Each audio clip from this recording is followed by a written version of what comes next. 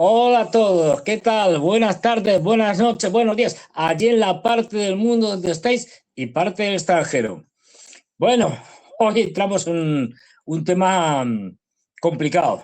Bueno, complicado, más que complicado, que debería poner los pelos de punta. A mí por lo menos los de los brazos, porque los de la cabeza ya me quedan pocos. Pero es más grave de lo que parece.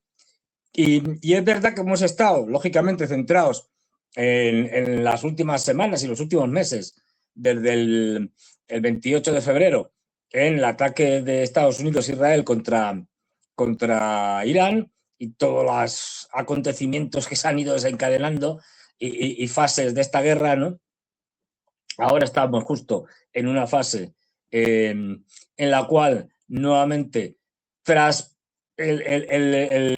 digamos, el lapso obligatorio de la visita de Trump a China, donde pues, evidentemente no iba a lanzar una guerra antes, a lanzar una no, bueno, a lanzar, no, a relanzar, hablemos con propiedad, a relanzar la guerra de nuevo, porque mientras se iba de viaje a China, ¿no? Esto como que no era viable y efectivamente no sucedió.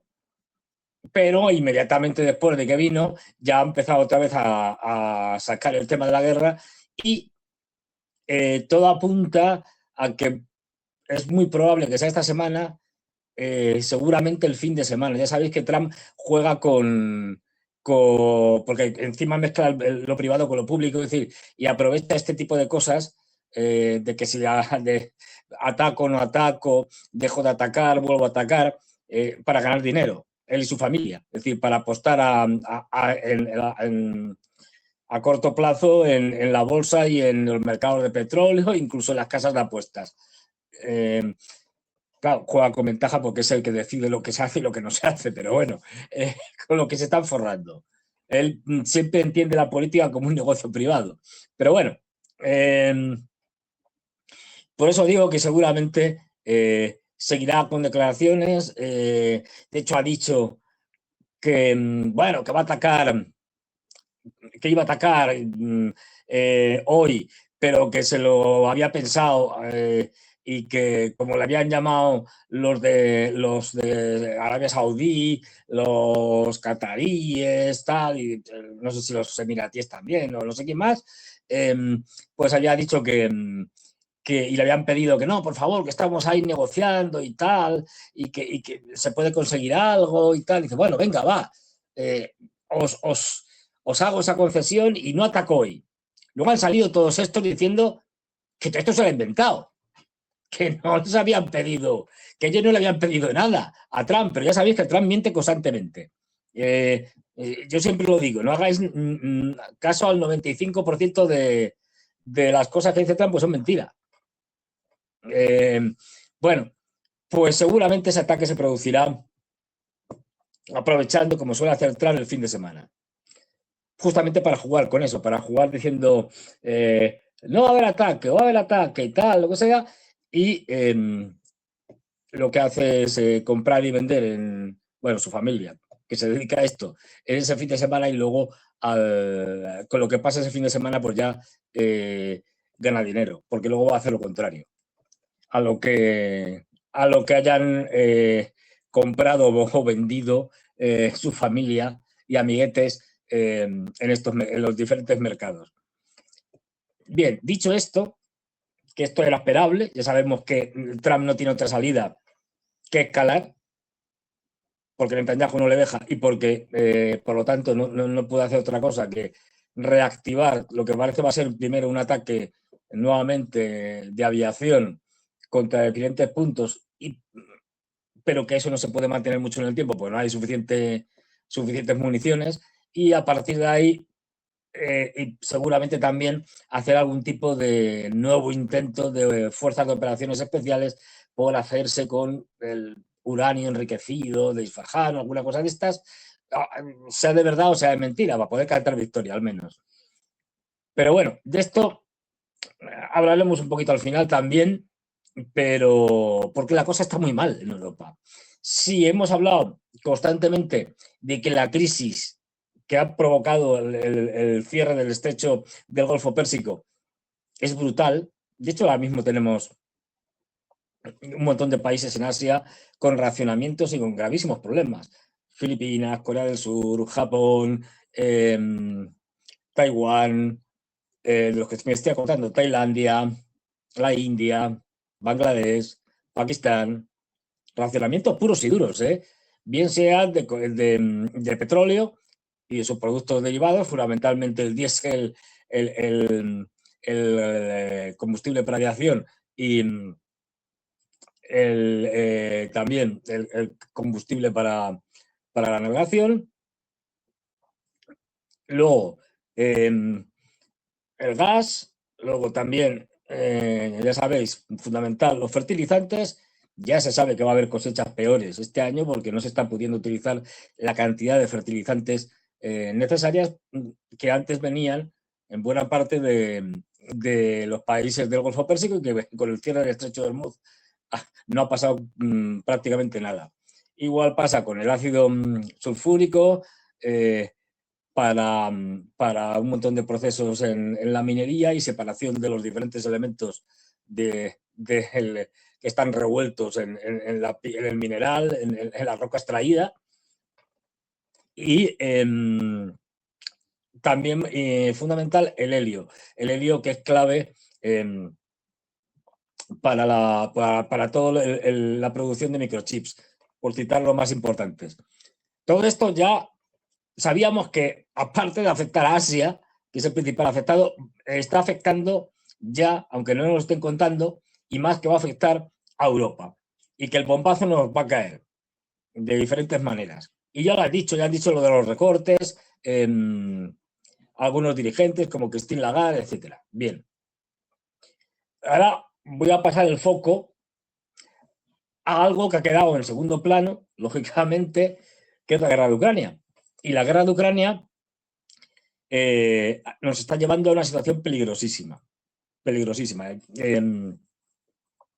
Vamos a tratar aquí dos artículos que han salido, o vamos a comentar dos artículos que han salido ayer y hoy, o por lo menos me han llegado a mi newsletter ayer y hoy, de Rafael Poch. Es decir, que en cualquier caso son muy recientes y muy serios, donde pone el énfasis en el desastre que se debía a Europa, pero que ni lo imaginamos, producto de la irresponsabilidad, la locura, la incompetencia, en fin, la corrupción y un montón de cosas más de nuestros líderes europeos, y de la que no somos los ciudadanos europeos conscientes para nada. Y la cosa está muy grave. Lo vamos a acompañar también con una referencia a lo que dice Sergei Karaganov. Ya sabéis, Sergei Karaganov, a la dura, dentro del establishment del Kremlin, a la dura, durísima, y que en un vídeo que hizo hace unos 8 o 9 días, más o menos, una entrevista que le hizo Glenn Diesel, dice cosas muy duras, bastante más duras de las que ya suele decir, que dice cosas habitualmente bastante duras. Pues bien, vamos a entrar en materia y luego comentaremos otro artículo de Rafael Poch, el otro, que lo iremos viendo. Bueno, vamos a entrar en materia. El primer artículo de Rafael Poch, este se llama, aquí lo tengo, se llama "Este año la guerra podría extenderse en Europa". Bueno, Rafael Poch, como sabéis, es un periodista, escritor, con una experiencia extraordinaria, un tipo además muy crítico, con una experiencia extraordinaria en la carrera periodística, en el periodismo de investigación. Él estuvo durante muchos años como corresponsal en China, como corresponsal en Rusia también, por La Vanguardia, como corresponsal en París, como corresponsal en Berlín, y finalmente terminaron echándole, digamos, por diferencias con la línea editorial, vamos, censura. Bueno, a partir de ahí va un poco por libre y bueno, es un tipo extremadamente crítico y muy lúcido, ¿no? A mí es uno de los periodistas que más leo y que más me gustan, y siempre leo las cosas que publica. Pues bien, él, como digo, ha publicado un artículo que dice: este año la guerra podría extenderse en Europa, y pone un encabezamiento: pronto podría haber un ultimátum de Moscú a los europeos, especialmente los alemanes, o a los alemanes. La situación es mucho más peligrosa que durante las tensiones de la Guerra Fría, pero en Europa no hay conciencia de ello. Y estoy completamente de acuerdo con lo que dice. Bueno, vamos a ir a lo siguiente. Bueno, en el artículo empieza hablando de lo que, bueno, que ya venía avisando de esto, que la cosa ha ido empeorando con la histeria de la amenaza rusa a la Unión Europea. Y aquí, previamente, bueno, va haciendo una serie de disquisiciones de las famosas líneas rojas de los rusos. ¿Os acordáis que hemos hablado 1000 veces con Ezequiel, por mi cuenta también solo, de las famosas líneas rojas? Esta línea roja es que los rusos no cumplen nunca, aparentemente, ¿no? Y que ha permitido la escalada de los occidentales, fundamentalmente de los norteamericanos, que fueron los que lanzaron, o los que obligaron, o los que llevaron a la guerra a los rusos, y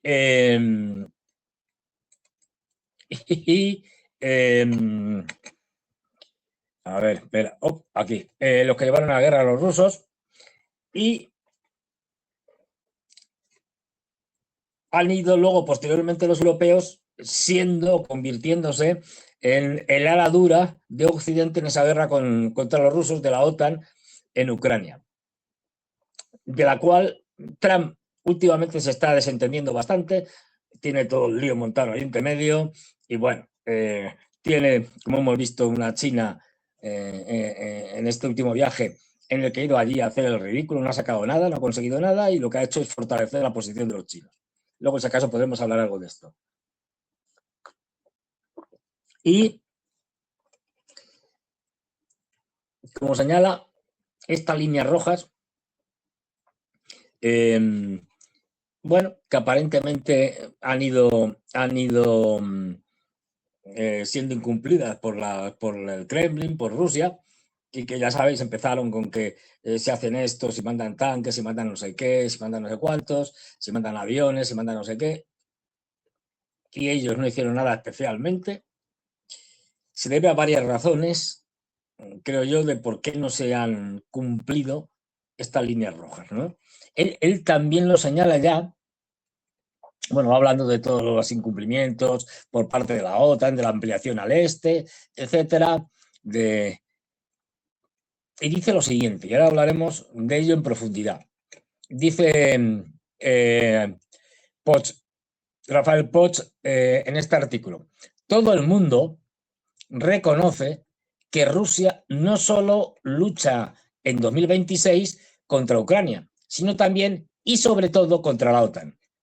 Aunque ha transferido a los europeos el grueso de la carga y negocie con el Kremlin, también negocia con Irán, Estados Unidos sigue siendo un país beligerante y decisivo en esta guerra contra Rusia.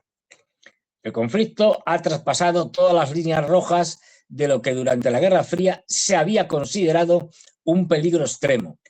Recordemos cómo el presidente Biden decía en marzo de 2022 que no se podía suministrar tanques y aviones a Ucrania porque eso desencadenaría la Tercera Guerra Mundial. Bueno, ya se ha hecho mucho más que eso, dice Poch. Y señala fundamentalmente estas cosas. Se han atacado recursos estratégicos de la disuasión nuclear rusa, radares de alerta temprana, bases de bombardeos estratégicos. Se ha atacado una residencia del presidente Putin en Novgorod, lo que trae ecos del asesinato de Khamenei en Irán, encubierto por los mismos fulleros Wittkot y Kashner que negocian con el Kremlin. Desconfiar de tal negociación es de puro sentido común. Se ha invadido territorio ruso en la región de Kursk. Generales de Estados Unidos con mando en la OTAN se han jactado de que disponen de capacidad para tomar el enclave ruso de Kaliningrado desde tierra en un tiempo récord. El general Christopher Donahue, comandante del ejército de Estados Unidos en Europa, África y de las fuerzas terrestres de la OTAN el pasado julio. hay un goteo semanal de víctimas civiles rusas de las que en Occidente apenas se informa, a diferencia de las ucranianas, sin duda mucho más numerosas.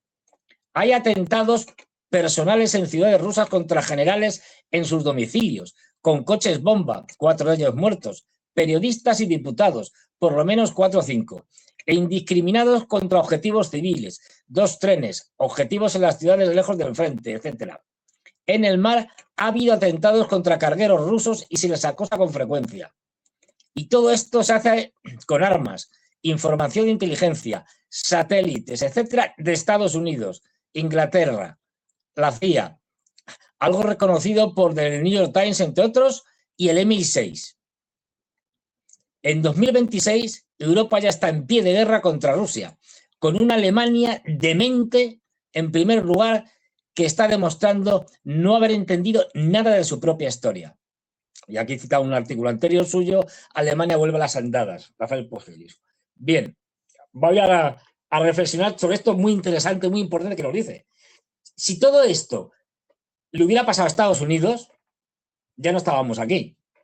Hubiera respondido con una brutalidad y una dureza que es bastante probable que hubiéramos acabado en una guerra nuclear. Y se acabó.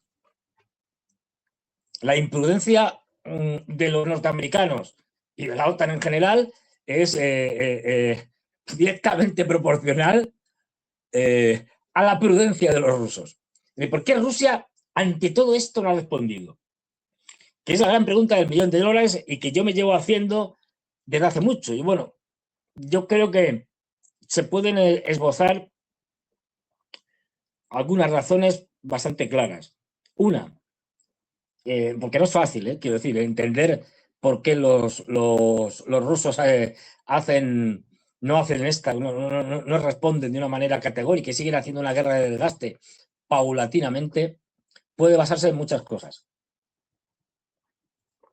Hay un hecho que es que no sabemos realmente cuál es la situación que tiene ahora mismo Ucrania. O sea, tenemos una idea muy general, pero los que tienen la información de la situación de cómo están las tropas sobre el terreno, las tropas ucranianas, bueno, pues son los rusos.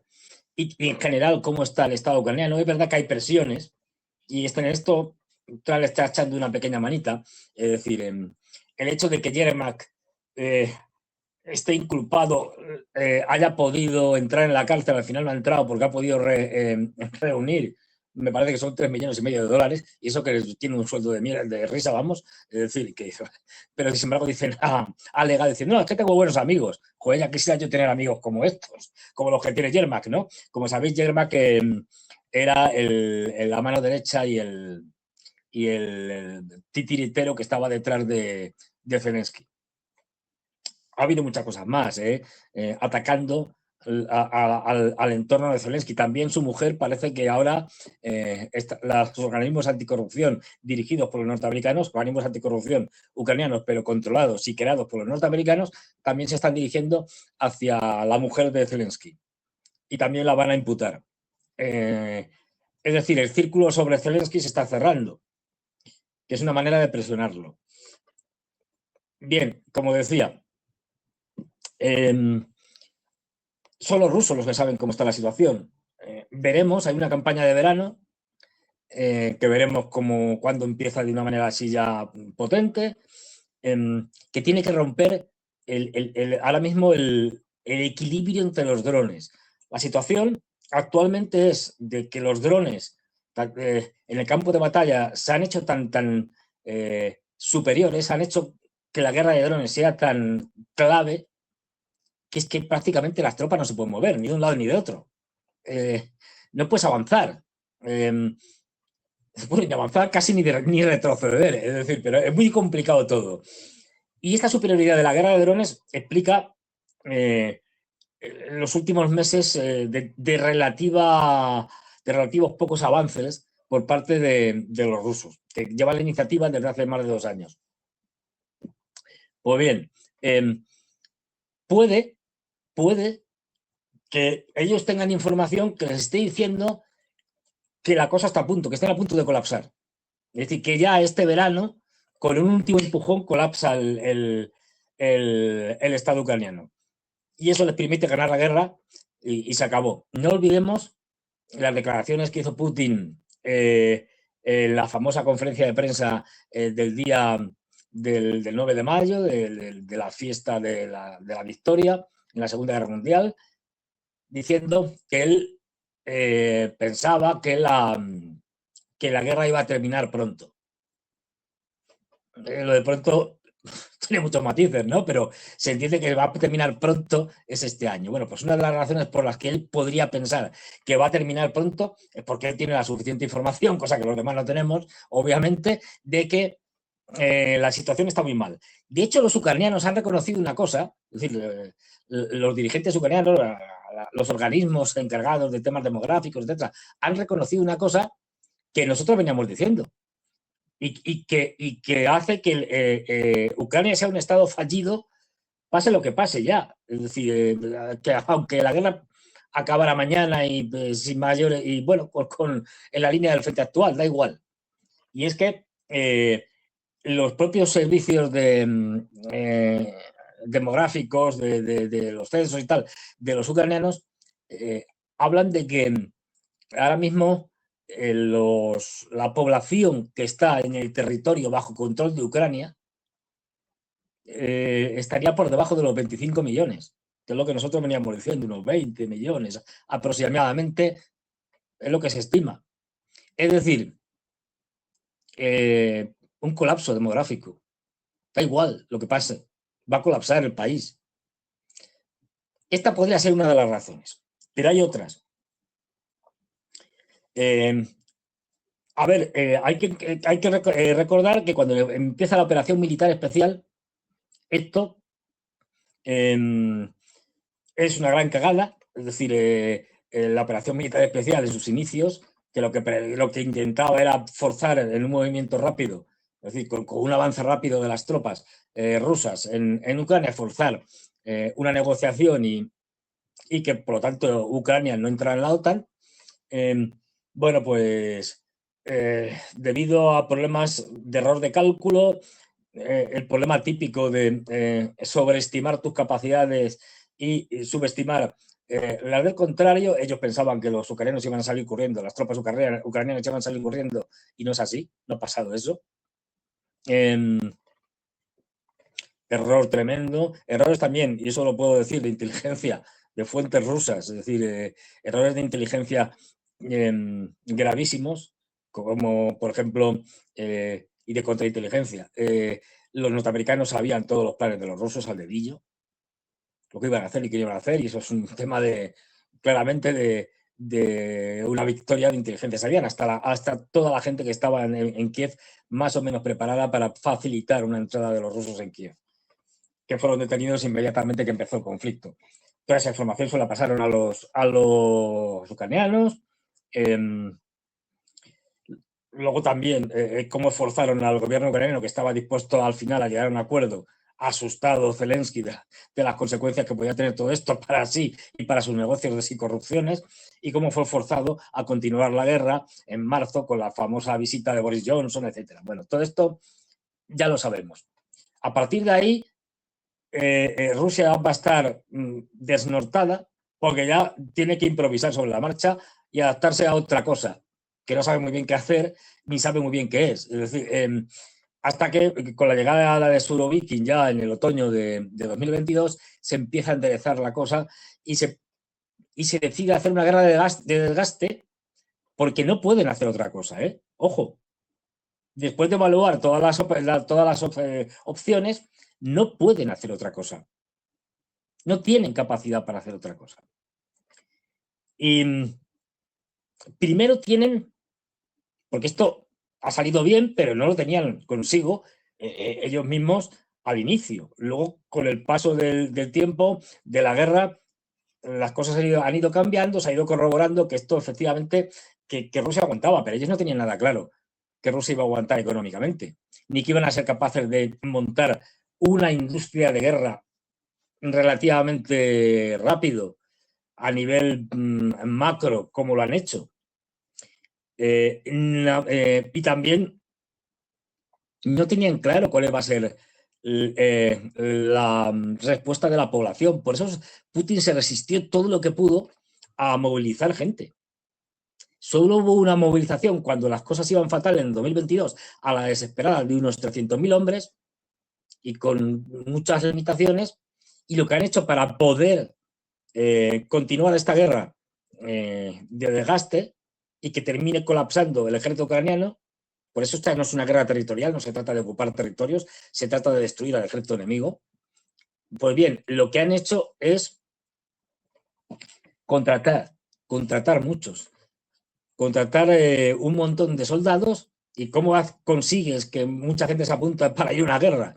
Pues pagando unos sueldos espectaculares, pero tremendos, que sobre todo para los ciudadanos de provincia, no tanto para los moscovitas o los de San Petersburgo, para los de la mayoría de las provincias y de las ciudades, para que os hagáis una idea, Moscú con su área metropolitana tiene unos 20 millones aproximadamente, es decir, que es muy importante lo que pasa en Moscú, no solo porque es la capital, sino porque además es la capital y una capital con mucha gente, es decir, y además donde la mayoría de los opositores internos, no tipo Navalny ni estos chorras, que esto no, digo de la población en general, la población más crítica con el Kremlin es la población moscovita, y sobre todo el perfil de joven universitario, bastante anti-Putin, digamos. Luego lo que pasa en Moscú siempre es vital. Es decir, los moscovitas te plantean problemas, pues tienes, iba a decir, si te plantean problemas, tienes un problema, y de los gordos. No tienes ese problema si te lo plantean en las regiones. En las regiones, para que os hagáis una idea, después de Moscú, que tiene solo unos 20 millones con la área metropolitana, y de San Petersburgo, que tiene unos 6 millones, el resto hay como una docena de ciudades detrás que tienen más de 1 millón de habitantes, y el resto ya por debajo del millón. O sea, las diferencias son muy grandes. De hecho, ahora mismo los participantes, la mayoría de los participantes en la operación militar especial por contrato son de las provincias, no son de Moscú. Como digo, ellos tenían mucho miedo a que la población se les levantara ante una guerra que veían muy lejana. Esto de Ucrania lo veían como algo que les importaba un pimiento, especialmente a los moscovitas, ciudad muy cosmopolita y que tiene otro tipo de intereses, y que el nacionalismo no es tan fuerte como en las provincias. Esto se solucionó, ya digo, con sueldos multimillonarios. Un soldado de provincias, y yo conozco algunos, es decir, con el sueldo de un año se compra una casa en su ciudad o en su pueblo. Se casa y tiene hijos. Es decir, porque le da. Estos son los que están sosteniendo la operación militar especial, pero esto no lo sabía el Kremlin al principio, en el primer año, en el 2022. Bien, esto se ha ido viendo a lo largo del tiempo. Ahora la cosa ha cambiado. De hecho, de una población relativamente reticente a la guerra inicialmente, no olvidemos que cuando se hace esa movilización a la desesperada de 300.000, porque no queda otra, Putin si no hubiera hecho ninguna movilización, seguramente se fueron más de los que reclutaron. Cientos de miles se fueron, porque no querían irse a una guerra que veían como algo que no tiene nada que ver con ellos, porque les importaba un pito lo que pasara en Ucrania, lo dejaba de pasar, si se unía a la OTAN o no. No lo veían como algo propio, ni cercano, ni que les afectara muy directamente.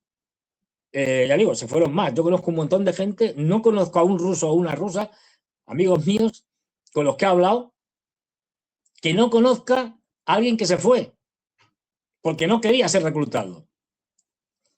Esto también hay que decirlo, ¿eh?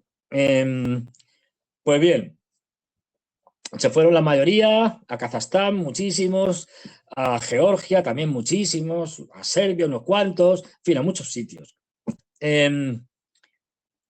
Esto le daba mucho miedo al Kremlin. Con el paso del tiempo, esto ha ido variando. Y los repetidos ataques, provocaciones, el atacar a Rusia directamente con la famosa incursión en Kursk, ya en territorio ruso, la muerte de civiles, etcétera. Según ha ido transcurriendo la guerra, la opinión pública ha ido girando, ha ido cambiando y se ha convertido en una opinión pública que ya no solo no es que esté o pueda estar en contra o ser escéptica con respecto a la operación militar especial, sino que demanda más mano dura, que está dispuesta a todo lo contrario, que le está recriminando al Kremlin lo blandos que son. De hecho, Putin cada vez está teniendo más problemas, incluso dentro de su partido, Rusia Unida, con gente que le está diciendo que a qué esperamos para ir con todo y acabar con esta guerra con todas las capacidades que tienen los rusos y que no han utilizado. Y ahora veremos lo de las líneas rojas. Pues bien, en este marco, partiendo además de otro elemento que es clave, que es que las capacidades militares rusas son muy inferiores a las de la Unión Soviética. En sus tiempos, la Unión Soviética tenía una capacidad infinitamente mayor de movilización, de fabricación de armas, etcétera, para su época. Pero vamos, de lejos, en la época de la Guerra Fría. Rusia no tiene tanto, ni de lejos. Y ahora viene lo de las líneas rojas. Y una cosa muy importante. El gran temor, una de las razones fundamentales por las que seguramente Rusia no ha, digamos, ha respondido a esas, entre comillas, hipotéticas líneas rojas como supuestamente tendría que haber respondido una superpotencia, la primera potencia nuclear, es porque le tiene mucho miedo a la OTAN. Yo sé que esto puede sonar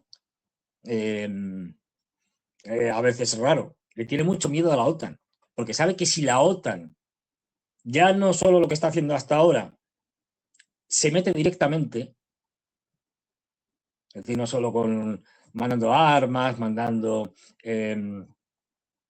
equipos de todo tipo, con inteligencia, sistemas de comunicación como Starlink, etcétera.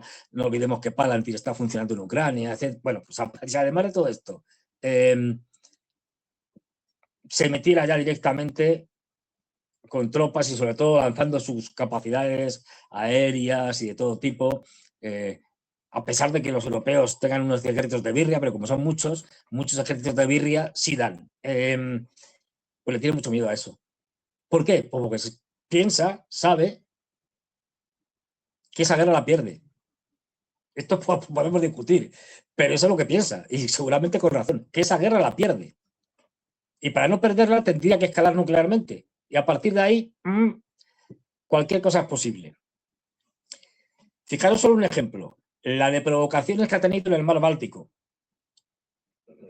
De todo tipo, por parte de los bálticos, de los estados bálticos, por parte de los finlandeses, por un montón de gente. Pero es que fundamentalmente en torno al Golfo de Finlandia y tal. Pero es que el Báltico es un mar de la OTAN. No olvidemos que la entrada y la salida del Báltico es una franja estrechísima entre Dinamarca y Suecia. Ese estrecho lo controla absolutamente la OTAN. Si quiere, la OTAN ahora mismo deja varados a todos los barcos militares de la flota del Báltico y suministrados a San Petersburgo por vía marítima a través del Báltico. Sin problemas, ¿eh? Y esto a veces no nos damos cuenta. Bien, dicho esto, que es clave, ese temor a la OTAN le está haciendo, por ejemplo, que Rusia ahora mismo esté con un ejército haciendo la guerra contra los ucranianos o contra la OTAN en Ucrania con los ucranianos y al mismo tiempo construyendo un segundo ejército. Ahí lo tenemos. Nos lo enseña Santiago perfectamente, aquí lo veis. Ahí está en San Petersburgo, pum, salen, pero claro, si salen, ya tienen problemas entre Estonia y Finlandia, pero fíjate, es decir, si te vas a los estrechos, si vas por el Báltico, pum, y te vas al estrecho no me acuerdo el nombre, que hay entre Dinamarca, ahí, esa línea roja, pum, pum, pum, pum, vamos ahí navegando, tal, seguimos, y ahora veréis cuando lleguemos a la zona, ahí está, entre Suecia y Dinamarca. Fijaros, no sé ahora mismo las distancias que hay, pero ridículas, de pocos kilómetros, es decir, eso está controlado por la OTAN. Ahí tenemos Dinamarca, ahí tenemos Suecia, países ambos de la OTAN. Eso está controlado por la OTAN. Y si quiere la OTAN, eso lo cierra. Y los rusos no pueden hacer nada. Por poner un ejemplo. Pasa lo mismo con el enclave de Kaliningrado, que como estaba el Alfa del Poch, ya hay planes operativos, bueno, siempre lo he sabido, pero para poder, y ya presumen de ello, de poder tomar Kaliningrado, que este enclave que está separado de Rusia, pero que pertenece a Rusia, ¿no? Y que sería muy difícil de defender, porque está aislado entre Polonia y Lituania. Ahí lo tenemos. Y estos son dos de los muchos ejemplos. Que Rusia le tiene miedo a la OTAN y con razón. No olvidemos, Rusia es un país. La OTAN ya es que ni me acuerdo, 50 y tantos, una cosa de estas. Porque como Europa se ha convertido en un reino de taifas, un montón de países después de la desaparición de la Unión Soviética, pues ya y todos se han metido en la OTAN prácticamente, pues son la tira. Bien, esto fundamental. Y ahora lo que yo creo que es clave, lo que yo creo que es también clave para entender la postura de las líneas rojas rusas. Bien, las líneas rosas, rosas, no, ya fueron rosas, rojas rusas. Ellos entienden, tienen una cultura militar y política completamente distinta de la cultura militar y política anglosajona y en última instancia de la OTAN, de los países occidentales. La anglosajona es una cultura militar acción-reacción. Es decir, yo ataco algo o escalo, mejor dicho, el enemigo hace algo, ataca o escala, inmediatamente yo reacciono ante ello con una escalada o con un ataque. No hay más. Es ante un golpe que me pueden dar, yo doy un golpe, o ante un golpe que yo doy, si me responden, doy otro golpe y escalo, o ataco, o bombardeo, o hago lo que sea. Jamás espero. Este toma y daca es fundamental en la doctrina militar de los anglos y en la forma de entender la guerra de los anglos y las relaciones geopolíticas y todos. Pero no es el de los rusos, ni de lo que fue la Unión Soviética. Ellos entienden la guerra como, digamos, no un toma y daca, sino algo que ellos escalan única y exclusivamente cuando consideran que se pone en peligro existencial el Estado y por lo tanto la propia existencia, la propia existencia del Estado y de la propia existencia actualmente de Rusia. Si no, ellos no van a reaccionar especialmente. Por eso han hecho algunas reacciones ante, como señalaba Rafael Poch, los ataques a los radares de alerta temprana estratégicos y los aviones de alerta, los aviones de la tríada estratégica nuclear rusa, con los lanzamientos de un Oreshchik y luego de otros, que son avisos a los europeos. Pero como caen en Ucrania y tampoco son muy espectaculares desde el punto de vista de que hayan tenido una repercusión en la opinión pública, porque para esto los rusos son unos inútiles, las cosas como son, no saben hacer cosas que impacten a las opiniones públicas. De hecho, no nos han dado ni prácticamente ni fotos de las explosiones ni cosas por el estilo, es decir, ni habían preparado algo para que se grabara. Bueno, en fin. Esto es que no les entra a la cabeza. Os lo digo, yo que los conozco. Pues bien, ellos entienden que mientras no pongan en peligro esa supervivencia del Estado, aguantan, siguen con sus planes, esta operación de desgaste, que es la única que ellos ven posible, y siguen con sus planes y no van a hacer nada. nada especial, digamos. Ahora bien, es muy difícil saber cuáles son las líneas rojas del Kremlin. Eso solo lo sabe Putin y 4 más. Pero a verlas haylas, como las brujas, es decir, como las meigas, decimos aquí. No creo yo no creo en brujas o en meigas, pero a verlas haylas. Pues eso, sí que las hay. No sabemos dónde las tienen. Pero si en un determinado momento ellos creen que están en peligro esa supervivencia del Estado, que la situación es crítica, y van a responder, pero no de una forma a la americana, toma y daca, van a responder con todo. Y pongo aquí el ejemplo, punto de vista de los occidentales. Van escalando, pasito a pasito. Los occidentales pueden considerar que el próximo paso, por ejemplo, imaginemos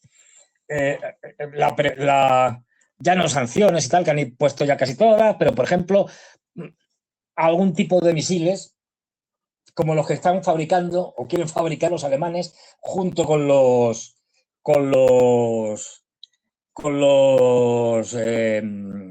ucranianos para dárselos a Ucrania. Es decir, no serían ya misiles alemanes, sino misiles fabricados por alemanes para los ucranianos. Para eso fue, entre otras cosas, Pistorius, el ministro de Defensa alemán, hace un par de semanas o así, a Ucrania a entrevistarse con Zelensky. Pues bien, imaginemos. Esto, desde el punto de vista occidental, puede parecer pues, un paso más en una larga escalada, como nos ha relatado aquí Rafael Poch en este artículo, en una larga escalada, bueno, pues un paso más. Si en los anteriores no han hecho nada los rusos de manera especial, pues en este que es un pasito más, por un pasito más, la cosa no tiene por qué empeorar para los intereses de la OTAN. Ojo, ese pasito pequeño puede ser la gota que colma el vaso y puede ser interpretado por los rusos como justamente la llegada a esa línea roja. No lo sabemos, ¿eh? Estoy poniendo este ejemplo como puede ser otras muchas cosas que están haciendo fundamentalmente ya los europeos. Ya prácticamente se puede decir que como la carga de la guerra, la carga más evidente, más dura, aunque los norteamericanos siguen ayudando a los ucranianos de mil maneras, pero la carga más dura, los más belicistas se han convertido en los europeos y se está traspasando los poderes, digamos, de una OTAN moribunda ya desechada a la Unión Europea, que se está remilitarizando o militarizando, para ser más exacto, y que está llevando ya el peso de la ayuda a los ucranianos. Si los rusos ven en esa concepción distinta que tienen de ver la guerra, que la situación ya ha llegado a un punto crítico, van a responder. Y van a responder contra Europa. Ellos no quieren responder a la Unión Europea porque entonces tienen la guerra con la Unión Europea, con la OTAN. Es decir, yo creo que los americanos ahí no terminarían de pringarse demasiado, es decir, porque no dejarían tirados a los europeos en última instancia si ven que la cosa peligra. Bien, aquí es donde sigue contándonos Rafael Poch, bueno, de lo que están haciendo los alemanes, lo de la guerra de drones. Y sigue diciendo, por ejemplo, desde hace varios meses hay una fuerte presión en Moscú para que el Kremlin pase a lo que se llama una disuasión activa, entre comillas. Es decir, para que ataque especialmente a Alemania antes de que sea demasiado tarde.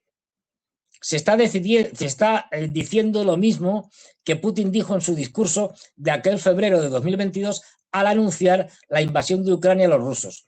Si no los detenemos ahora, la situación será peor dentro de unos años. Pero ahora se trata de los europeos. Igual que antes de la invasión, también ahora se amenaza con medidas técnico-militares. Esa fue la fórmula que se empleaba en vísperas de la invasión. Los que participan en el ataque contra nosotros serán objetivo militar, se dice. El Ministerio de Defensa ruso ha publicado una lista de instalaciones industriales alemanas y europeas que participan en la guerra contra Rusia, fabricando recursos de largo alcance. Hay que aclarar que no se trata de invadir territorio de la Unión Europea, sino de parar en los pies al actual belicismo europeo con una acción militar preventiva. Se puede estar de acuerdo o no, pero lo que no se puede ignorar es la realidad de esa peligrosa advertencia que nos vienen haciendo los rusos. Y aquí es donde nos cuenta Rafael Poch, bueno, de algunas advertencias que ya hemos tenido. Nos cuenta Dmitry Medvedev, vicepresidente del Consejo de Seguridad Nacional, el 6 de mayo. Solo un miedo bestial a sufrir daños inaceptables impedirá que Alemania y la Europa unida lancen otro ataque contra Rusia. Naturalmente, con lo de otro ataque se refiere al de junio de 1941 de la Alemania nazi. Esto se está cada vez imponiendo más entre la élite del Kremlin, ¿eh? No es solo Dmitry Medvedev, que ya sabemos que, bueno, que es un radical y que va un poco por libre y que le dejan. El prudentísimo Sergei Lavrov, ministro de Asuntos Exteriores, se nos ha declarado abiertamente la guerra. El régimen de Kiev está siendo utilizado como punta de lanza. Sin embargo, todo el mundo es consciente de que esta punta es inutilizable sin los suministros occidentales de armas, datos de inteligencia, sistemas de satélites, entrenamiento de personal militar y mucho más. Y ahora el que más me interesa, porque ahora iremos con él. Sergei Karaganov, presidente honorífico del principal think tank del Kremlin, el 10 de mayo, un país que desencadenó 2 guerras mundiales y se ha hecho culpable de genocidio, no tiene derecho a tener el ejército más fuerte de Europa, como dijo el impresentable de Merz. Lo del impresentable de Merz lo pongo yo. La famosa declaración de que vamos a construir o vamos a tener el ejército más fuerte de Europa. Dice, y mucho menos a poseer armas de destrucción masiva. Es que también ha habido en Alemania run, no oficial, pero sí de gente importante, de la posibilidad de hacernos con armas nucleares. O de que compartamos el paraguas nuclear de una forma ya más directa con los franceses. O mejor dicho, que los franceses lo compartan con ellos. Sigue diciendo Karaganov, si aspira a ello, a esto que hemos dicho, los ciudadanos alemanes deben comprender que su patria será destruida para que nunca más surja una amenaza para la paz desde el suelo alemán. No nos estamos dando cuenta de lo que nos están diciendo los rusos. Y sigue diciendo Karaganov, pronto estaremos en condiciones de lanzarles un ultimátum si siguen comportándose de esta manera. Esto hay que cotejarlo con la declaración de Putin ante la prensa rusa, que ya señalaba yo anteriormente, del mismo día en la que el presidente dijo que la guerra en Ucrania está entrando en su fase final, lo que junto a los informes sobre una próxima ofensiva de verano rusa puede interpretarse de diferentes maneras. Y sigue diciendo Karaganov que el año pasado, dice, ya consiguió endurecer la doctrina nuclear rusa. Karaganov es un tipo muy importante, no es portavoz oficial del Kremlin, no es la visión de Putin o mayoritaria del entorno más cercano de Putin, pero sí es alguien cercano a Putin con una visión extremadamente durísima, y que cada vez tiene sus puntos de vista y de los que los comparte con él, cada vez tienen más peso en las élites del Kremlin. Dice Karaganov esto. Primero, atacar con armas convencionales instalaciones clave de países europeos que participan en la guerra contra Rusia. Si no reaccionan, si no se paran, atacar luego con armas nucleares. Tal cual, ¿eh? Si no funciona esto, algún país europeo tendría que desaparecer. Cuando hace 3 años dije estas cosas, era una minoría, dice Karaganov. Ahora ya es la voz de la mayoría entre los militares en la sociedad. Y aquí el enlace a un vídeo, a este vídeo que hemos señalado. Bueno, aquí te habla de Karaganov, este intelectual orgánico del Kremlin, que no es su voz, pero es influyente, propone enmendar la doctrina nuclear de nuevo. Él fue uno de los responsables de la enmienda de la doctrina nuclear que abrió las posibilidades de que Rusia atacara a un país no nuclear, que antes lo tenía prohibido, siempre y cuando estuviera apoyado por una potencia nuclear. Estados Unidos, Francia, Reino Unido, etc. Pues él está por dar una vuelta de tuerca y abrir aún más la doctrina nuclear rusa. Seguramente lo conseguirá.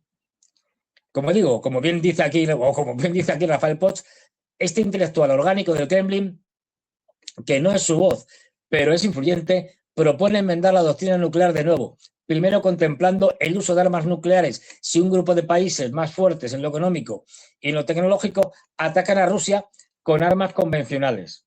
Y segundo, y lo más sorprendente, que Putin delegue el poder de uso de un arma nuclear al general responsable del Frente Occidental Europeo, lo que contiene una velada insinuación de incapacidad o flojera presidencial. Esto lo ha dicho justamente en la entrevista. Ahora ponemos aquí una foto en la que saldrán Sergei Karaganov y Glenn Diesen es un académico, intelectual, a la derecha, ahí lo tenéis, Glenn Diesen, que bueno, hace muchísimos, al día hace como 3 o 4 podcast de estos, tal, y los sube a YouTube.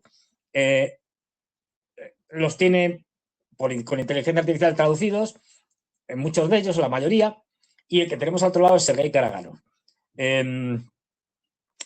Como digo, la traducción de este no es muy buena, pero más o menos se entiende. Hay otras mejores, pero bueno, cosas de la inteligencia artificial. Aquí, efectivamente, dice esto, Karaganov. Dice,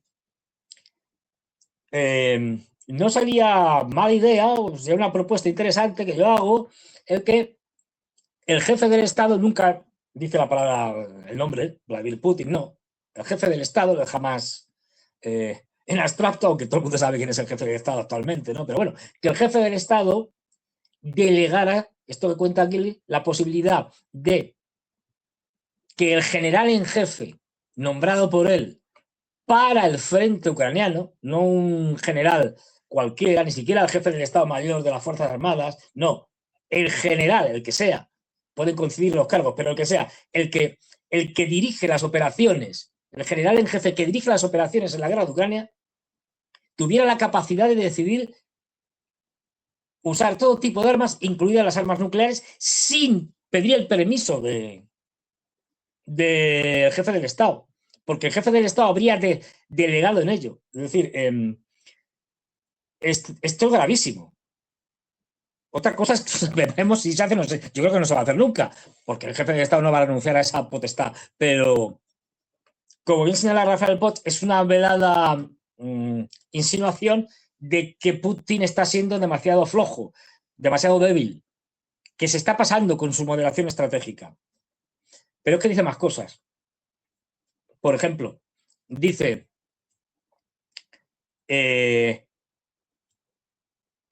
Dinamarca es un país estupendo, un país muy bonito, pero si Dinamarca, esto que hemos visto antes, junto con los suecos, deciden cerrar los estrechos, Dinamarca es uno de los países de todos los nórdicos, que ya son todos muy antirrusos, de los que está siendo más rusófobo. Dice, pues, Dinamarca tendría que desaparecer del mapa.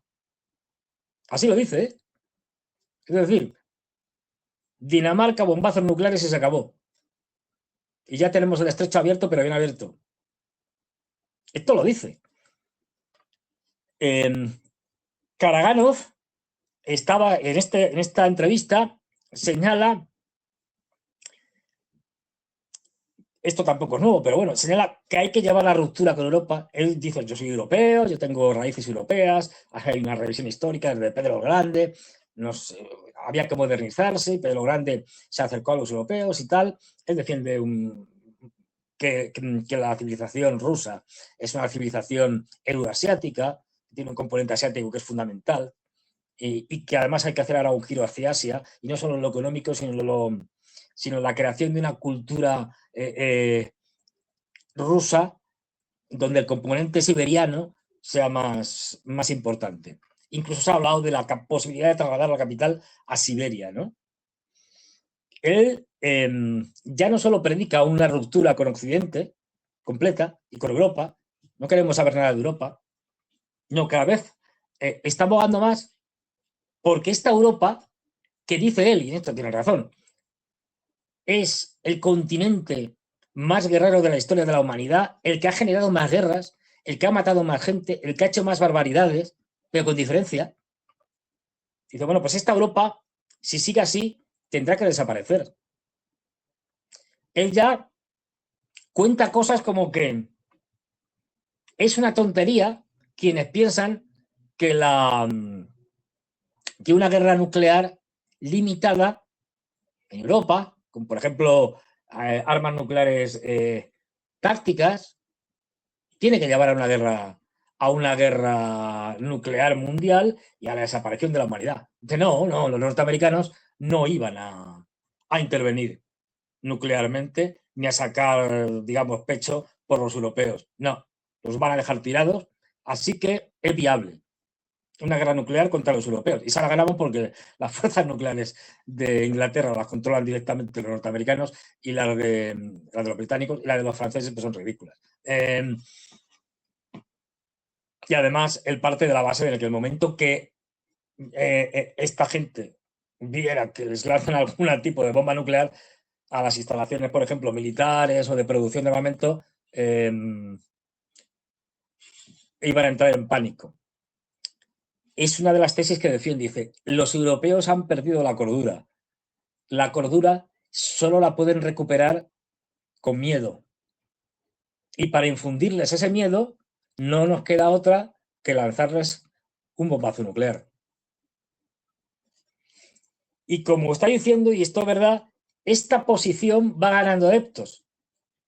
Y, ojo, porque podemos estar muy cerca de la línea roja.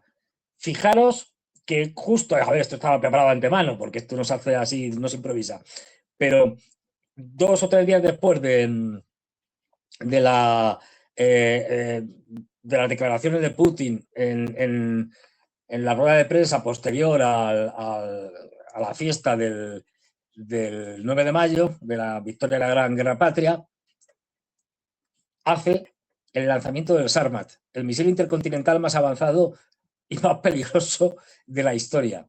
Y dice que ha salido estupendamente y tal, y que el Sarmat ya va a estar desplegado antes de que finalice el año. Vamos, en nada. Pero además añade que los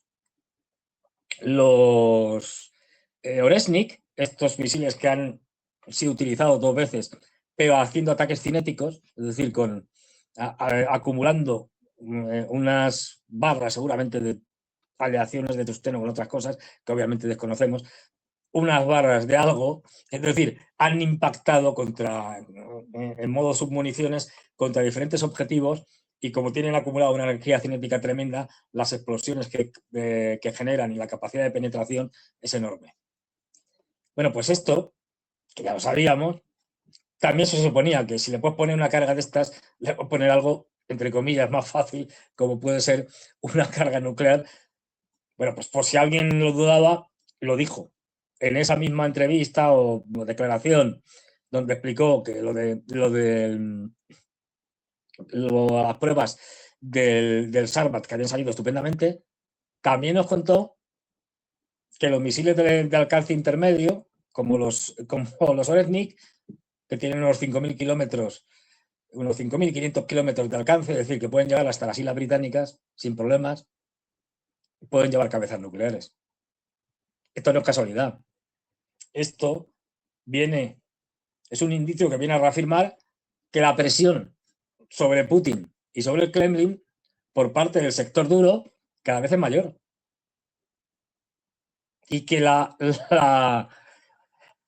línea roja, que desconocemos cuál es lo que ellos consideran una línea roja, puede estar a la vuelta de la esquina. Si los europeos siguen haciendo el idiota, que lo van a seguir haciendo, ya lo digo, por desgracia. De hecho, incluso hasta Merkel parece razonable que Merkel, la traidora Merkel, la que firmó o corroboró unos acuerdos de Minsk sabiendo que no los iba a cumplir para engañar a los rusos, fijaros si nos parece razonable que entre algunos europeos ya está empezando a cundir algo de miedo y sobre todo porque nos vamos a quedar sin gas, es decir, ya lo hemos hablado otras veces, nos quedamos sin el gas ruso, ahora nos quedamos sin el gas del Golfo Pérsico, que venía de Qatar, o el que podía venir de Qatar, y los norteamericanos ya han dicho que con el suyo, con el gas natural licuado que nos mandan, no tienen suficiente, no vale suficiente para que Europa, para el consumo europeo.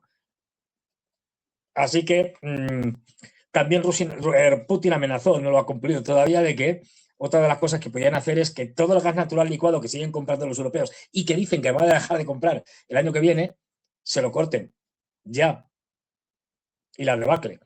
Esta es otra manera también de actuar, ¿no?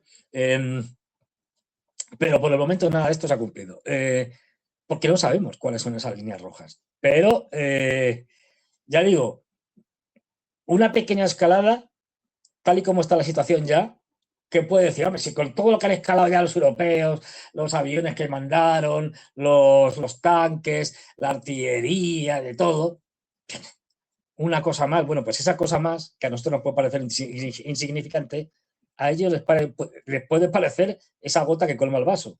Y cada vez seguramente estamos más cerca. Ojo, lo que dice Karaganov hay que tomárselo en serio. Esto no quiere decir que se vaya a cumplir, pero la situación es muy grave, es gravísima. Estamos cada vez más cerca de una guerra nuclear con los rusos. Y estos imbéciles no se enteran o no quieren enterarse. Ah, y lo que decía, que se me olvidó la olla, de Angela Merkel. ¿Cómo será que estos ya están algunos diciendo, oye, a ver qué pasa y tal, que nos quedamos sin gas? Vamos a hablar con los rusos, pero ninguno de ellos quiere ir, como todos son rusófobos proclamados. ¿Cómo va a ir el canciller Merz o cómo va a ir Macron o cómo va a ir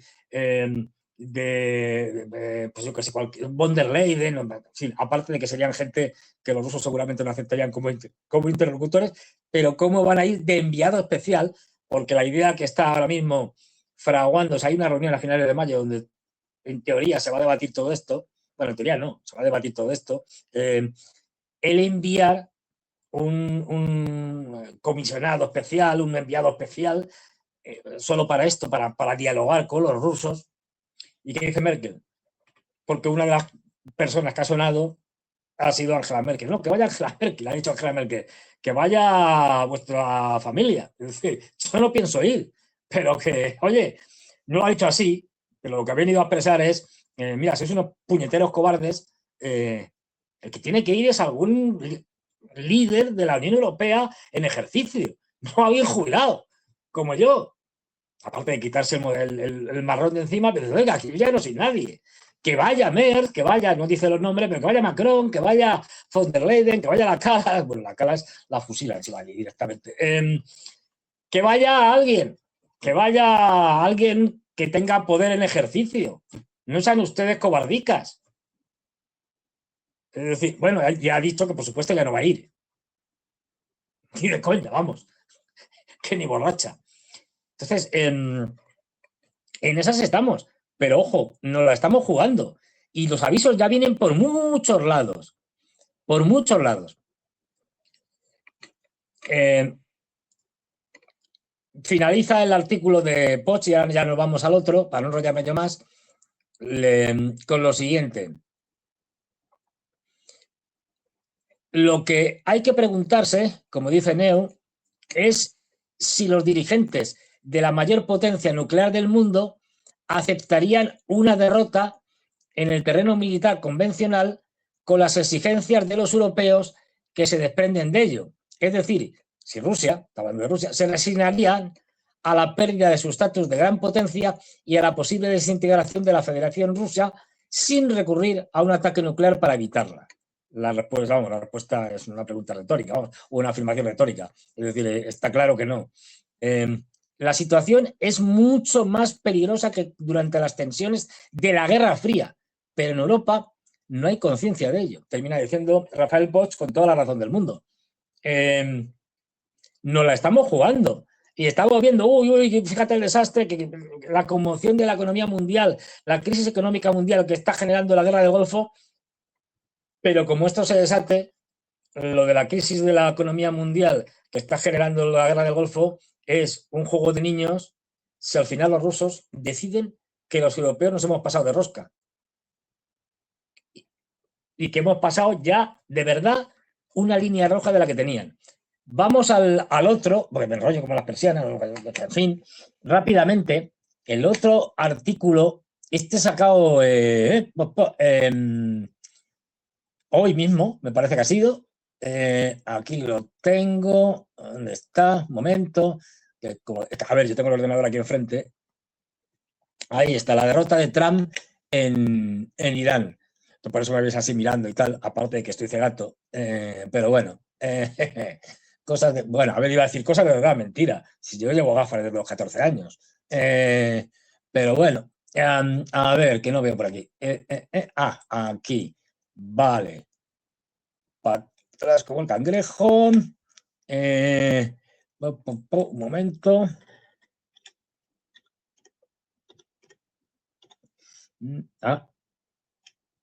que le había borrado una cosa.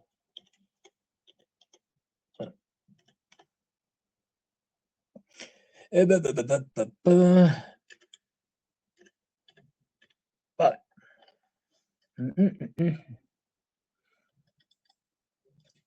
Y aquí, este es el último que ha publicado Rafael Potts, aquí lo tenemos, la derrota de Trump en Irán. 19 de mayo, fijaros si reciente, que es de hoy. Estados Unidos ha perdido la partida en Irán. No tiene opción de salida que no parezca una derrota. Esto es un meme que salió que es muy bueno. Dice, lo que tiene es muy delicado. Tiene obstruido el estrecho de Hormuz, le dice Ali Khamenei, el ayatolá que ya falleció, a Trump. Me hace mucha gracia este. Pero bueno, este meme. Tiene obstruido el estrecho de Hormuz. A ver, en fin. Lo que viene a decir aquí Rafael Potts, bueno, pues señalar lo que ya hemos dicho muchos, obviamente, que en Irán estamos presenciando una derrota sin paliativos de Estados Unidos. Es algo que los estadísticas, bueno, recoge aquí Rafael Potts lo que yo había dicho de Robert Kagan en la revista Atlantic, lo que también reconociendo un neocon de los más duros, el padre del manifiesto por un nuevo siglo americano, en fin, que esto ha sido una derrota espectacular y que esto ya no hay quien lo salve. También cita al exagente de la CIA y Larry Johnson. Los chinos y los rusos están trabajando entre bastidores, utilizando a Pakistán como testaferro para elegir una nueva arquitectura de seguridad en el Golfo Pérsico, cosa que es cierta. Es decir, toda esta digamos, cristalización de lo que podríamos llamar, o que yo más o menos he llamado, la alianza sunita entre Turquía, Pakistán, que pone además de otras muchas cosas el elemento nuclear, Arabia Saudí, en la que además Egipto, y en la que más están integrando o se quiere integrar a otros países más pequeños del Golfo, como Qatar, etcétera. Bueno, y crear una especie de sistema de seguridad regional sin Estados Unidos. Bueno, sigue señalando el desastre, cómo ha perjudicado fundamentalmente a los aliados asiáticos de Estados Unidos, cosa que le da igual al enloquecido Trump. Pues bien, también señala lo que yo también os comentaba en vídeos anteriores sobre la importantísima publicación en Arab News del príncipe Turki, jefe de los servicios secretos de saudíes durante muchos años, diciendo que habían sido engañados por los israelíes y que los israelíes querían, haciendo ataques de falsa bandera, enfrentar a los saudíes contra los iraníes, que se destrozaran y por lo tanto ellos reinar sobre el cementerio, sobre el desastre. Pero dice lo siguiente, para no enrollarme demasiado, dice el motivo fundamental de estos desastres fue la creencia de Washington de que, concluida la Guerra Fría, su mundo bipolar y la autodisolución de la URSS, en el motivo fundamental de esos desastres fue la creencia de Washington de que, concluida la Guerra Fría, su mundo bipolar y la autodisolución de la URSS, Estados Unidos era la única superpotencia. Así que podía dictar su voluntad e ignorar los intereses de los demás. Eso les llevó a cometer un error detrás de otro. En los últimos 4 años, esto se ha acelerado, evidenciando con 3 errores de cálculo. Evidenciándose con 3 errores de cálculo, añado yo mayúsculos. El primero fue el de Rusia. Se creía que provocando la invasión de Ucrania, Moscú sufriría una derrota estratégica y una debacle económica como resultado de las sanciones y de un aislamiento internacional que se daba como seguro. Error de cálculo al que nos tienen acostumbrados los norteamericanos, por eso pierden casi todas las guerras. El segundo fue creer que las barreras y sanciones comerciales y tecnológicas contra China doblegarían a Pekín. Lo acabamos de ver en el fallido viaje de Trump, donde ha hecho el más absoluto ridículo. Hemos visto a un Trump baboseando, diciendo, ¡oh, qué bueno, qué bonito, qué estupendo, me encantan los chinos, me encanta Xi Jinping, que es muy amigo mío y es un gran amigo y China es muy grande y tal! No ha conseguido absolutamente nada y todo lo contrario.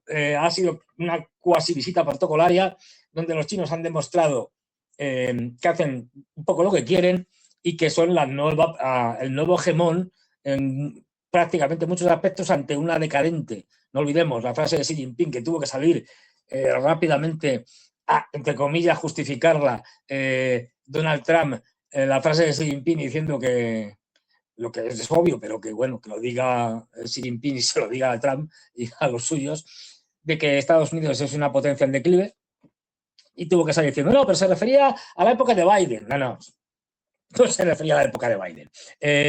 Pues bueno, después del ridículo que ha hecho, es inconcebible que un país serio y la primera superpotencia mundial vaya a una reunión tan importante con la segunda o primera, según se mire, potencia mundial como es China, en muchos ámbitos, sin haber hecho los deberes, sin llevar propuestas claras y, sobre todo, llegando derrotado de una guerra. ¿Qué se pensaba? No sé, es que es una cosa alucinante. Y como señala, el tercero es lo que estamos viendo ahora con Irán. Lo que, por desgracia, comentaba al principio, vamos a ver la reanudación de los combates a gran escala, por lo más probable esta semana, seguramente el fin de semana, por aquello de aprovechar para ganar dinero por parte de Trump y su familia. Como señala Rafael Poch, estos 3 errores están unidos por la misma voluntad de contener e impedir militarmente la emergencia de un mundo multipolar, es decir, basado en la interacción de potencias y el multilateralismo, que ya es una realidad y que no se puede soslayar y que es incompatible con el hegemonismo. Como dice el especialista en Irán, Tirsa Parsi, el peligro para Estados Unidos es continuar manteniendo una estrategia diseñada para un mundo que ya no existe. Bueno, pues siguen sin enterarse, siguen haciendo la guerra como en el siglo XX, siguen aplicando criterios del siglo XX, siguen manteniendo instituciones mundiales que están agotadas, que se crearon en la posguerra o incluso durante el final de la Segunda Guerra Mundial, en los acuerdos de Bretton Woods, como el Fondo Monetario Internacional, el Banco Mundial, las mismas Naciones Unidas, es que no sirve para nada ya, pero bueno. Termina diciendo, o continúa diciendo Poch, Rusia, China e Irán no son aliados, pero están unidos por el vector de la integración euroasiática. Son eslabones de una misma cadena con motor chino que cambia por completo la correlación de fuerzas mundial y que acabará dando lugar a un nuevo sistema de gobernanza internacional. Y eso, en Occidente, se vive como una amenaza cuando lo único que exige es una adaptación que reconozca la nueva realidad de que el hegemonismo norteamericano u occidental, se lo pongo yo, ya no funciona. En eso hay cierta analogía con el fin de los imperios coloniales europeos tras la Segunda Guerra Mundial. El mundo había cambiado, el colonialismo ya no funcionaba, pero hasta que las metrópolis coloniales se dieron cuenta y pusieron en marcha una nueva estrategia conjunta de dominio que acabó concretándose en la Unión Europea, se derramó mucha sangre. Yo advierto, por desgracia, la descolonización no fue algo aceptado porque, como se intenta vender lo británico, porque nos dimos cuenta de que esto ya no funcionaba. No, no, no, no, no. Tuvieron que enterarse a base de derrotas. Los franceses en Argelia, o en la Indochina francesa, en Dien Bien Phu. A los ingleses los echaron a patadas de la India. Es decir, por poner solo unos ejemplos, es decir, no, no, no, no, no. O sea, no es que las potencias coloniales aceptaran de buen grado. No, lo aceptaron cuando fueron derrotadas. Y esto, como última reflexión, que dice, a ver, él sigue hablando, pero yo no me enrollo más. Dice, y esto tenemos que pensarlo. En la Guerra Fría teníamos dos grandes potencias nucleares, dos grandes bloques. Y además de esas dos grandes potencias nucleares, a muchísima distancia estaban otras tres. China, el Reino Unido y Francia. Luego se fueron incorporando más. Y dice lo siguiente, y esto de verdad hay que pensarlo. Actualmente tenemos 9 potencias nucleares. 8 de las 9 potencias nucleares, todas menos China, están hoy directamente implicadas en guerra o son partícipes en tensiones militares. Israel contra Irán, que es un estado cuasi nuclear. Irán. Estados Unidos contra Rusia. En Ucrania y contra Irán. Rusia con Ucrania y con la OTAN. Corea del Norte, potencia nuclear, ayudando con tropas a Rusia y combatiendo la región de Kursk el año pasado. India en tensión con incidentes militares con Pakistán el año pasado. Y recientemente, también ha habido algunos días, especialmente, pero bueno, la frontera con Afganistán. Pakistán con India y con Afganistán. Francia e Inglaterra contra Rusia vía el proxy ucraniano y con Irán colaborando en la defensa de Israel y su genocidio. No estamos dando, es que de verdad, somos conscientes de que ahora mismo en la guerra mundial en la que estamos insertos vamos al absoluto desastre, que ya tenemos a 8 de las 9 potencias nucleares, todas menos China, enfrentadas entre sí, que de este no puede salir nada bueno, y que Estados Unidos, como el gran imperio, y los imbéciles de los europeos, y no solo los imbéciles de los europeos, los imbéciles de los asiáticos, como los japoneses, que se están rearmando, nos llevan al desastre. Pues nada, aquí seguimos, por el momento. No tengo tan claro si nos comeremos las uvas este año. Deciros simplemente varias cosas. Uno, recordar nuestro canal hermano, Guerras y Geopolítica. Interesante, importante, el mejor canal de noticias en español en Telegram. Lo tenéis ahí y os va pum, pum, pum, bombardeando, en el mejor de los sentidos, con noticias de todo tipo y tenéis al día, en un vistazo rápido, pues podéis haceros una idea de todo lo que está pasando. Y esto es una cosa fantástica, magnífica. 2. Va a empezar nuevamente, ya sabéis, yo amenazo y cuando amenazo cumplo mis amenazas. Una nueva edición del curso, ya os pasaré el enlace del curso del que hice una primera edición, la Primera Guerra Mundial Híbrida, Estados Unidos, Rusia y China, pues va a empezar nuevamente la segunda edición a partir del 8 de junio. Así que ya podéis ir todos apuntando. Es fundamental que ahí puedo contar lo que no puedo contar aquí. Porque si lo cuento aquí, vamos, nos cierran el canal, me echan de casa, yo qué sé, me meten en la cárcel. Pasa un poco como lo de Patreon. Es decir, con Ezequiel, ahí también podemos contar y poner cosas que no se pueden contar ni poner en otros medios. Y al ser encima un medio especialmente reducido, donde solo están un número determinado de alumnos, pues me permite tener una libertad y presentaros un montón de cosas que no podía hacer, ¿no?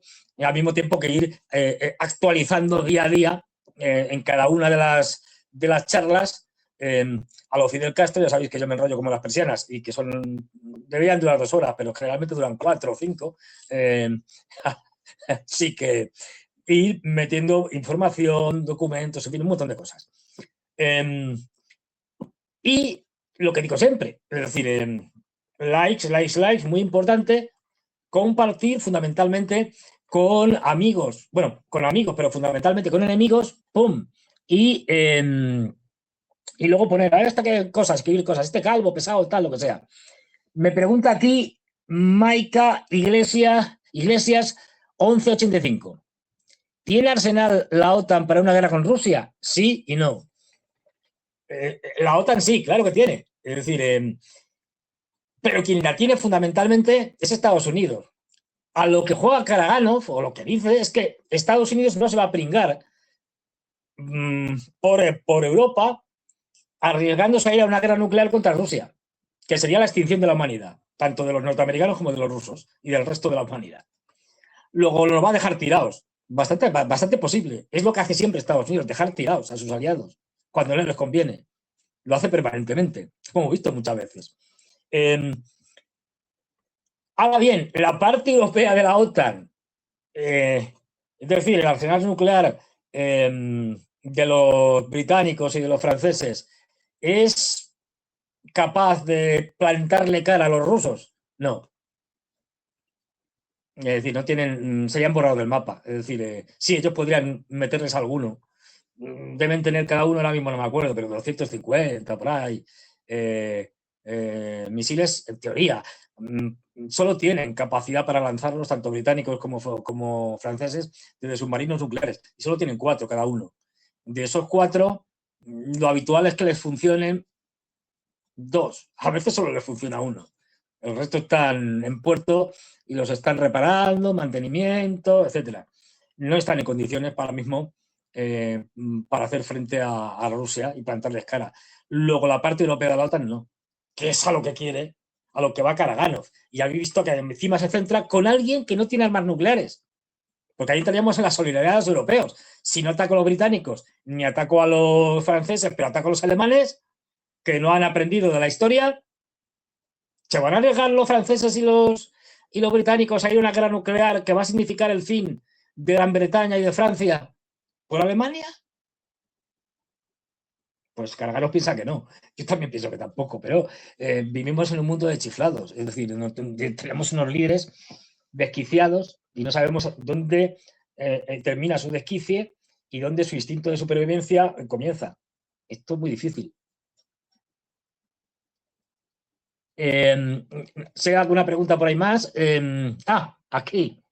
Dice Dojanopoy. Fernando, ¿será que Rusia no actúa como debería por la influencia sionista, especialmente la sede de la sexta Lubavitch en San Petersburgo? A ver, eso es cierto que la influencia judía es importante, muy importante en Rusia. También es cierto que muchos de ellos se fueron con la desaparición de la Unión Soviética. De hecho, eso fue una especie de balón de oxígeno para Israel, porque de buenas a primeras cerca de 2 millones de personas les llegaron y aumentó su población. Esto hace, bueno, hay que decir que, ya sabéis, en el tema de la geopolítica, las relaciones internacionales, etcétera, los países se comportan por meros intereses. Es decir, que no van a actuar ni Rusia, ni China, ni nadie va a actuar si no es a favor de sus intereses. Y a Rusia le ha interesado llevarse bien con Israel. Y Rusia se lleva bien con Israel. Debería quizá haberle dado algún toque, sobre todo en el tema de la guerra de Siria, pero por la razón que sea no lo hizo. Y por lo tanto, los rusos sí que están yendo contra Israel de manera indirecta, pues están ayudando a los iraníes con armas, con un montón de cosas, pero no son enemigos de los israelíes, para que nos entendamos. Es decir, no está en su cabeza presionar a los israelíes para que paren. Pero incluso aunque no hubiera esa influencia y que muchos de los oligarcas son judíos, tampoco es novedad, de los oligarcas dentro de Rusia, de los que influyen sobre Putin, no de los que ya están fuera y los que en su momento ya fueron purgados, no, de los que pintan, de los que, pues muchos de ellos son judíos. Ahora bien,